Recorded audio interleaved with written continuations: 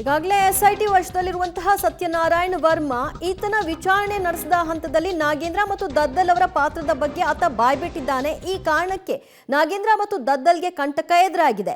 SIT ಮುಂದೆ ಹಣದ ಬಗ್ಗೆ ಹೇಳಿಕೆಯನ್ನ A13 ಆರೋಪಿ ವರ್ಮಾ ಬಾಯ್ಬಿಟ್ಟಿದ್ದು, ನಾಗೇಂದ್ರ PS ದೇವೇಂದ್ರಪ್ಪಗೆ 45 ಲಕ್ಷ ಕೊಟ್ಟಿದ್ದೀನಿ, ಬಸ್ನಗೌಡ ದದ್ದಲ್ PS ಪಂಪಣ್ಣಗೆ 25 ಲಕ್ಷ, PA ಪಂಪಣ್ಣಗೆ ನಾನು 25 ಲಕ್ಷವನ್ನ ಕೊಟ್ಟಿದ್ದೀನಿ ಅಂತ ತನಿಖೆಯ ಹಂತದಲ್ಲಿ ಆತ ಬಾಯ್ಬಿಟ್ಟಿರುವಂತಹ ವಿಷಯ.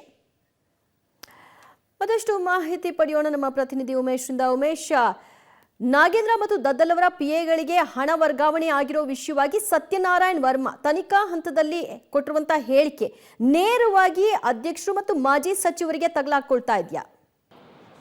ಖಂಡಿತವಾಗ್ಲೂ ದಿವ್ಯಜ್ಯೋತಿ, ಯಾಕೆಂದ್ರೆ ಇಡಿ ಅಧಿಕಾರಿಗಳು ಕೂಡ ಪ್ರಾಥಮಿಕವಾಗಿ ಈಗಾಗಲೇ SIT ವಶದಲ್ಲಿರುವಂಥ ಸತ್ಯನಾರಾಯಣ್ ವರ್ಮಾ ಮತ್ತು MD ಪದ್ಮನಾಭನ್ನ ಅವ್ರ ಹತ್ರ ವಿಚಾರಣೆ ಮಾಡಿದ್ರು. ವಿಚಾರಣೆ ಮಾಡಿದಂಥ ವೇಳೆಯಲ್ಲಿ ಈ ಇಬ್ಬರು PAಗಳ ಪಾತ್ರದ ಬಗ್ಗೆ ಅವರಿಗೆ ಮಾಹಿತಿ ಇತ್ತು. ಇವತ್ತೇನು ದಾಳಿ ಮಾಡ್ತಾರೆ, ದಾಳಿ ಮಾಡಿದಂಥ ವೇಳೆಯಲ್ಲೂ ಕೂಡ ಹರೀಶನ ಬಳಿ ಒಂದಷ್ಟು ದಾಖಲೆಗಳಿದ್ವು. ಅಂದರೆ ಈತ ಏನು ಹಣ, ದೊಡ್ಡ ಮೊತ್ತದ ಹಣ ಏನು ಹೈದರಾಬಾದ್ಗೆ ಟ್ರಾನ್ಸ್ಫರ್ ಟ್ರಾನ್ಸ್ಫರ್ ಆದಂಥ ಹಣನ ಮತ್ತೆ ಬೆಂಗಳೂರಿನ ಬೇರೆ ಬೇರೆ ಅಕೌಂಟ್ಗಳಿಗೆ ತಗೊಂಡು ಅದನ್ನು ಸಾಕಷ್ಟು ಜನರಿಗೆ ಹಂಚಿಕೆ ಮಾಡಿದ್ದಾರೆ. ಅದರಲ್ಲಿ ಪ್ರಮುಖವಾಗಿ ಹಂಚಿಕೆ ಮಾಡಿದ ನಂತರದಲ್ಲಿ PAಗಳು ಕೂಡ ಶಾಸಕರ PA ಆದಂಥ ಏನು ಪಂಪಣ್ಣ ಮತ್ತು ಇದು ನಾಗೇಂದ್ರ PA ಆದಂಥ ಹರೀಶ್, ಇವರಿಬ್ಬರು ಕೂಡ 25 ಲಕ್ಷ ಒಬ್ಬರು, 55 ಲಕ್ಷ ಒಬ್ಬರು ಅಮೌಂಟ್ ಪಡ್ಕೊಂಡಿದ್ದಾರೆ ಅನ್ನೋದ್ರ ಬಗ್ಗೆ ಇಡಿ ಅಧಿಕಾರಿಗಳಿಗೆ ಮಾಹಿತಿ ಇತ್ತು. ಈಗಾಗಲೇ ಇವತ್ತು ದಾಳಿ ಮಾಡಿದಂಥ ವೇಳೆಯಲ್ಲೂ ಕೂಡ ಚೇತನ್ ಬಳಿ ಒಂದಷ್ಟು ಸಹಿ ಇರುವಂಥ ನಕಲಿ ದಾಖಲೆಗಳು ಕೂಡ ಪತ್ತೆ ಆಗಿರುವಂಥದ್ದು, ಅಂದರೆ ಬೇರೆ ಬೇರೆ ಅಕೌಂಟ್ಗಳಿರುವಂಥ ನಕಲಿ ದಾಖಲೆಗಳು ಕೂಡ ಪತ್ತೆ ಆಗಿದ್ದು, ಮತ್ತು ಹರೀಶ್ ಬಳಿ ಯಾರಿಗೆಲ್ಲ ಅಮೌಂಟ್ ಹೋಗಿದೆ ಅನ್ನೋದ್ರ ಬಗ್ಗೆ ಏನು ಅಂಕಿಅಂಶ ಇರುತ್ತೆ ಅದು ಕೂಡ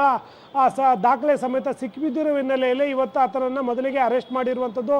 ಇವತ್ತು ಅರೆಸ್ಟ್ ಮಾಡಿ ವಿಚಾರಣೆ ಕೂಡ ಮಾಡ್ತಾ ಇದ್ದಾರೆ. ಎಲ್ಲೋ ಒಂದು ಕಡೆ ನಿಗಮದ ಅಧ್ಯಕ್ಷರಾದಂಥ ಶಾಸಕರು ಮತ್ತು ಏನು ಸಚಿವರೇನಿದ್ರು ಅವರ ಗಮನಕ್ಕೆ ಬಾರದೆ ಇಷ್ಟು ದೊಡ್ಡ ಮಟ್ಟದ ಹಗರಣ ನಡೆಯೋದಕ್ಕೆ ಸಾಧ್ಯವಿಲ್ಲ. ಹಾಗಾಗಿ ಅವರ ಪಾತ್ರ ಏನು ಅನ್ನೋದ್ರ ಬಗ್ಗೆ ಕೂಡ ಈಗ ಇನ್ವೆಸ್ಟಿಗೇಷನ್ ಗೊತ್ತಾಗಬೇಕಾಗಿದೆ. ಅವರ ಪರವಾಗಿ ಇವರೇನಾದರೂ ಡೀಲ್ ನಡೆಸಿದ್ರ, ಅವರ ಪರವಾಗಿ ಇವರೇನಾದರೂ ಕಿಕ್ ಬ್ಯಾಕ್ ಪಡಿದ್ರ ಅನ್ನೋ ಅನುಮಾನ ಕೂಡ ಇಡಿ ಅಧಿಕಾರಿಗಳಿರುವಂಥದ್ದು. ತನಿಖೆ ನಂತರದಲ್ಲೇ ಇವರ ಪಾತ್ರದ ಬಗ್ಗೆ ಖಚಿತವಾಗಿ ಮಾಹಿತಿ ಲಭ್ಯ ಆಗಬೇಕಾಗಿರುವಂಥದ್ದು. ದಿವ್ಯಜ್ಯೋತಿ, ಥ್ಯಾಂಕ್ ಯು ಉಮೇಶ್ ನಿಮ್ಮೆಲ್ಲ ಮಾಹಿತಿಗೆ.